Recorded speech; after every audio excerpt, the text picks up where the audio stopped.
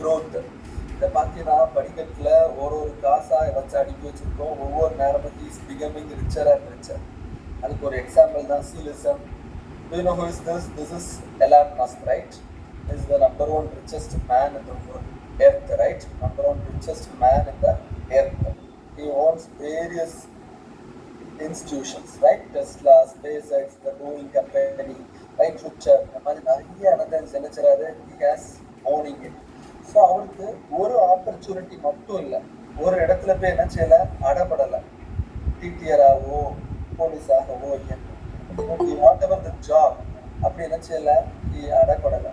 அவருக்கு ஒரு வேரியஸி. Tesla is difference from Space X. Tesla வந்து ஒரு car making company, Space X வந்து ராக்கெட் அனுப்புகிற கம்பெனி, ட்விட்டர்.